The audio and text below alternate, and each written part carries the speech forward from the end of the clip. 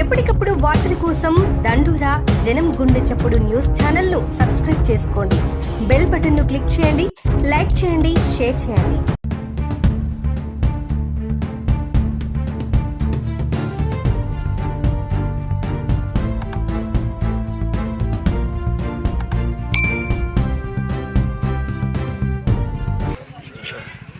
అందరూ దించురు పత్తొక్కలు దించురు.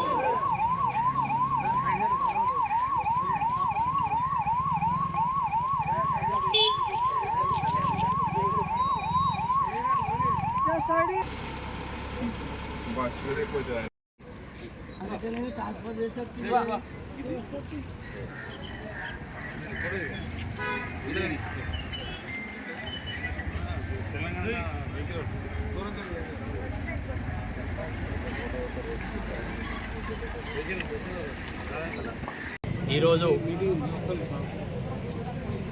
మాసాయిపేట మండలానికి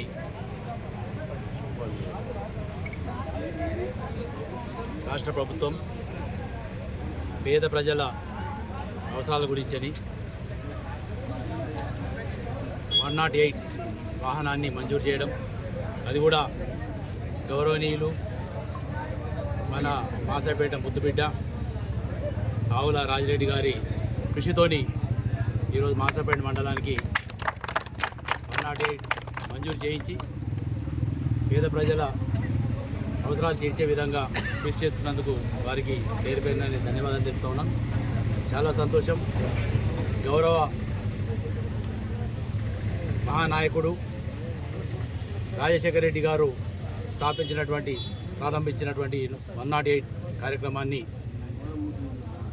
ప్రతి సంవత్సరం ఏ గవర్నమెంట్ వచ్చినా దాంట్లో చేసుకుంటూ నూతనంగా ఏర్పడ్డ ఈ మాసాయిపేట మండలానికి ప్రత్యేకంగా ఎన్నో రోజుల నుంచి కావాలనుకున్నాము. కానీ గౌరవనీయులు మన రాజిరెడ్డి గారు దాన్ని కృషి చేసి మాసాయిపేట మండలానికి చుట్టుపక్కల గ్రామాలకు కానీ ఏ గ్రామానికైనా క్షేత్రగాత్రులకు అవసరాలకు ప్రాణాలు కాపాడే విధంగా ఈ కృషిని చేసి ఈ 108ను వాహనాన్ని ప్రత్యేకంగా శాంక్షన్ చేయించినందుకు పేరు పేరున నేను మరి రాజిరెడ్డి గారికి అలాగే ప్రభుత్వానికి కూడా ధన్యవాదాలు చెప్తా ఉన్నాను. ఈ 108 వాహనాన్ని సద్వినియోగం చేసుకోవాలని ప్రతి ఒక్కరికి కోరుతూ ఉన్నాను. ఎందుకంటే ప్రాణాలను రక్షించే వాహనం, ఉచితంగా సేవలు అందించే వాహనం కనుక అందరూ క్రమశిక్షణతోని ఈ వాహనాన్ని సద్వినియోగం చేసుకొని ఇతరులకు కూడా ఉపయోగపడంగా మన కార్యకర్తలు కానీ మిగతా వాళ్ళందరూ కానీ ప్రజలందరూ దానికి కృషి చేయాలని చెప్పేసి మరొకసారి విజ్ఞప్తి చేస్తూ, అలాగే గౌరవ రాజిరెడ్డి గారికి కూడా విజ్ఞప్తి చేస్తాను. మాసాయిపేటను కూడా ఇంకా ముందు మాసాయిపేట మండలాన్ని కొత్తగా ఏంటంటే గడ్జెట్ కూడా వచ్చింది, అన్ని ఆఫీసులు రావాలని చెప్పేసి గడ్జెట్ కూడా తీసుకురావడం వారి కృషి వల్లనే జరిగింది.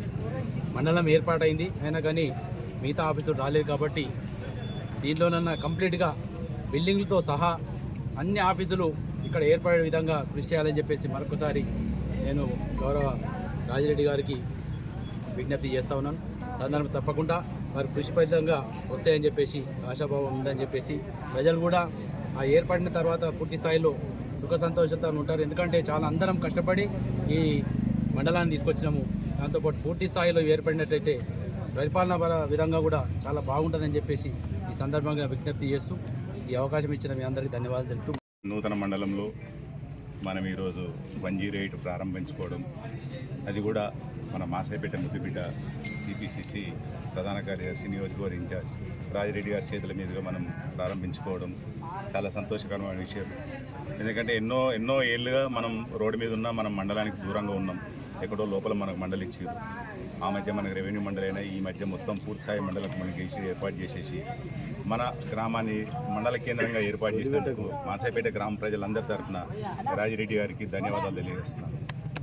ఎందుకంటే ఆ నిరీక్షణ మనకి ఇలా ఫలితం దక్కిందని చెప్పుకోవచ్చు. అదేవిధంగా ఇంకా కొన్ని రావాల్సిన ప్రైమరీ హెల్త్ సెంటర్ కూడా మనం దృష్టికి తీసుకొచ్చాం. మండల స్థాయి క్రీడా పోటీలు ప్రారంభించడానికి వచ్చినప్పుడు ప్రైమరీ హెల్త్ సెంటర్ కూడా ఏర్పాటు చేయమని చెప్పినాం. అదేవిధంగా మనం రోడ్డు మీద ఉన్నాం కాబట్టి త్వరితగతిన పోలీస్ స్టేషన్ కూడా ఇచ్చేసి మాసాయిపేటలో ఎటువంటి అసాంఘిక సంఘటన జరగకుండా తోడ్పడాలని మాసాయిపేట ముద్దుబిడ్డగా ఆయనకు మేము మరొకసారి గ్రామ ప్రజలందరి తరఫు నుంచి విజ్ఞప్తి చేస్తున్నాం. ఎందుకంటే మాసాయిపేట అనగానే రోడ్డు మీద ఉన్నాం కాబట్టి మనకు కూడా ఒకటి పోలీస్ స్టేషన్ ఇచ్చేస్తే మనకు కూడా ఈ బాధ పోతుంది. అదేవిధంగా పూర్తిస్థాయి అధికారికంగా పూర్తిస్థాయి భవనాలు ఇచ్చి మాసాయిపేట మండలంలో ఏ సమస్య లేదు అనకుండా, ఈ ఫలానా సమస్య ఉంది అని అనకుండా ప్రతి సమస్య తీర్చాలని మేము మండల ప్రజల నుంచి గ్రామం నుంచి కోరుకుంటున్నాం. మాసాయిపేటలో మరి ఈ 108 సేవలను గాను మరి మనకు ఈ ప్రభుత్వ వాహనం కల్పించిన గౌరవ ముఖ్యమంత్రి మన రేవంత్ రెడ్డి గారు, అలాగే ఆరోగ్య శాఖ మంత్రి దామోదర రాజనరసింహ గారు, మరి ఈ అంబులెన్స్ మనకి ఇక్కడి వరకు మన దగ్గరికి మన ఇంటి ముందుకి రావడానికి ప్రత్యేక కృషి చేసినటువంటి గౌరవనీయులు రాష్ట్ర బీసీసీ అధ్యక్షుడు కార్యదర్శి గారు, మన ముద్దుబిడ్డ మరి నర్సాపూర్ నియోజకవర్గ ఇన్ఛార్జి ఆవుల రాజిరెడ్డి అన్న గారు, అలాగే మన గ్రామ నాయకులు అందరి కృషితో మరి ఈరోజు ఈ యొక్క మంచి కార్యక్రమం, అంటే ప్రజలు క్షేమంగా ఉంటే మరి ప్రభుత్వం నుంచి వచ్చే ఏ పథకాలైనా మనం దాన్ని సద్వినియోగం చేసుకోగలుగుతాం. అట్లాంటి దానికి మనకి ఏ ఆపద వచ్చినా కానీ ముందుగా మనకు గుర్తొచ్చేది 108. మరి ఆ 108 సౌకర్యం మన మాసాయిపేట నూతన మండలానికి ఇచ్చినటువంటి ఘనత మన ఆవుల రాజిరెడ్డి అన్న గారిది.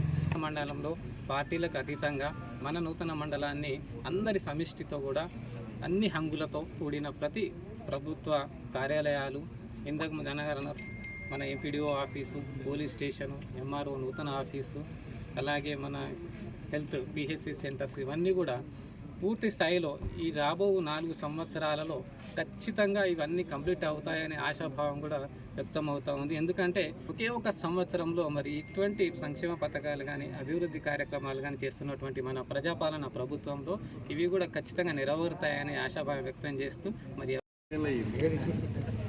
మెదక్ జిల్లా మాసాయిపేట నూతన మండల కేంద్రంలో 108 వాహనాన్ని ప్రారంభోత్సవానికి వచ్చేసినట్టు మన మాసాయిపేట ముద్దుబిడ్డ గౌరవనీయులు ఆవుల రాజిరెడ్డి గారికి ఈ యొక్క వ్యవస్థను మన మొత్తం మండల ప్రజల కోరిక మేరకు నూతన మండలాన్ని గజెట్తో పాటు స్థాపించి ఈరోజు ఈ కార్యక్రమాన్ని మొదలుపెట్టినందుకు వారికి మాసాయిపేట మండల కేంద్రం అందరి తరఫున ప్రత్యేక ధన్యవాదాలు, కృతజ్ఞతలు తెలియజేసుకుంటాం. అలాగే మీ అందరూ పెద్దలు చెప్పినట్టు ఆల్రెడీ ఇది మాటల ప్రభుత్వం కాదు, చేతల ప్రభుత్వం అని నిరూపిస్తూ ఏదైతే ఇంతకుముందు పిహెచ్సి సెంటర్ కొరకు ఆల్రెడీ వారు ఎంఆర్ఓ వారికి కూడా లెటర్ ఇవ్వడం జరిగింది. దానికి సంబంధించిన ప్లేస్ను కూడా వాళ్ళు సార్కు ఇవ్వడం జరిగింది. కాబట్టి ప్రతి కార్యక్రమము నాకు తెలిసి వారి ఆధ్వర్యంలో, ఎందుకంటే మాసాయిపేటలోనే మన ముద్దుబిడ్డ కాబట్టి ప్రతి కార్యక్రమం అతను తప్పకుండా తీసుకుంటాడు. అన్ని కార్యాలయాలు వచ్చే విధంగా కృషి చేసి మాసాయిపేటకు మంచి రోజులు తెస్తాడు. ఈ 108 తెచ్చినందుకు మనం కూడా ప్రతి ఒక్కరం చిత్తశుద్ధితోని అందరం సద్వినియోగం చేసుకొని దాన్ని వాడుకొని ప్రజల ఆరోగ్యాలు మంచిగా చేసుకోవాలని మండల ప్రజలందరికీ మనస్ఫూర్తిగా తెలియజేసుకుంటూ ఇలా కార్యక్రమాలు అన్నీ చేయాలని మనందరి తరఫున గౌరవ ఆవుల రాజిరెడ్డి గారికి మరొకసారి విన్నవిస్తూ జై కాంగ్రెస్. పాటు అనేది ఒక సుదీర్ఘమైన అధ్యాయం.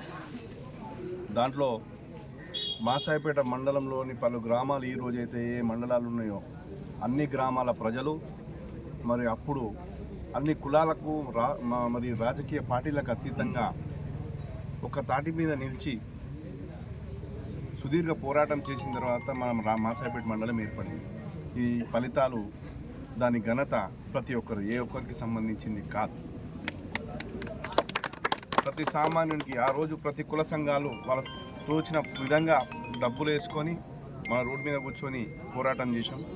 దాంట్లో అప్పుడున్న పోరాట సమితి ఉంది. మరి అదేవిధంగా అప్పటి నాయకులైనటువంటి స్థానిక సర్పంచ్ మధుసూదన్ గారు ఉన్నారు, సిద్ధరాములు గౌడ్ గారు ఎంపీటీసీగా ఉన్నారు, మరి అన్ని పార్టీలకు సంబంధించిన వ్యక్తులు ఉన్నారు, ఉదన్నపురం నర్సింగ్ ఉన్నారు. అంటే ఈ విధంగా చూసుకుంటే ప్రతి పార్టీకి సంబంధించిన వాళ్ళు ఉన్నారు, ప్రతి గ్రామానికి సంబంధించిన వాళ్ళు ఉన్నారు. అప్పుడు టీఆర్ఎస్లో ఉన్న వాళ్ళు ఇప్పుడు కాంగ్రెస్లో ఉన్నారు కొంతమంది.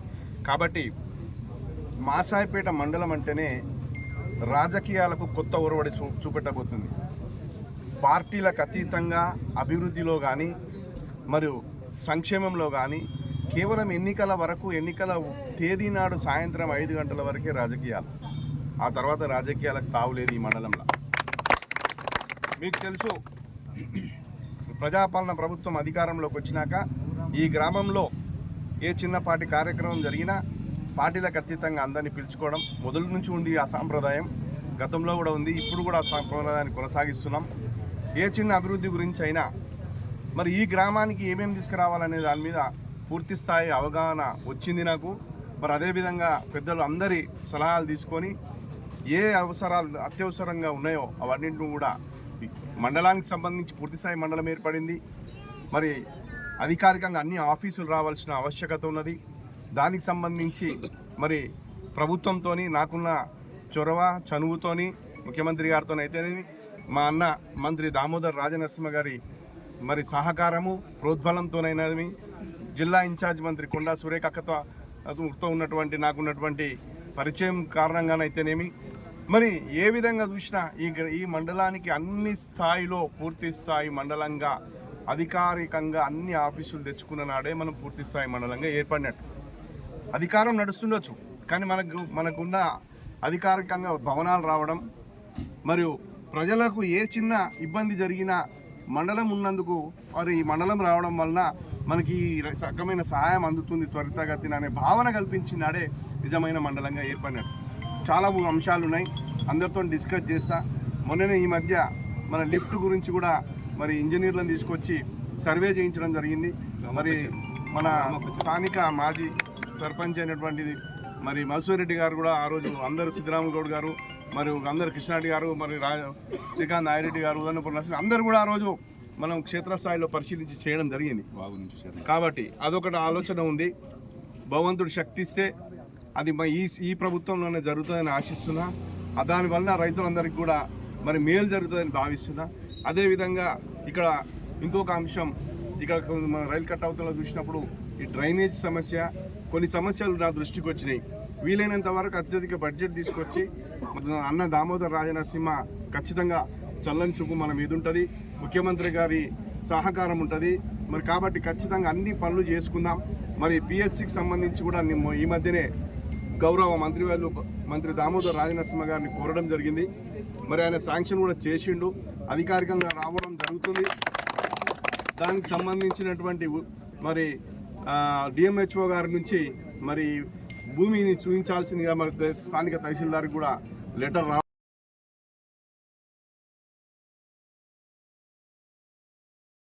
సర్వే నెంబర్ 209 బండ మీద ఉన్నది కదా, అదైతే అనుకూలంగా ఉంటుంది. అటు తిమ్మాయపల్లి కానీ పోతీన్పల్లి కానీ మరి అన్ని గ్రామాలకు అది అనుకూలంగా ఉంటుంది మనకి. ఎందుకంటే మనకు భూమి లేదు, ఉన్న ఏదైతే ఉన్నదో అది మరి మండలాలకు సంబంధించిన ఆఫీసులకు సరిపోతుంటారు.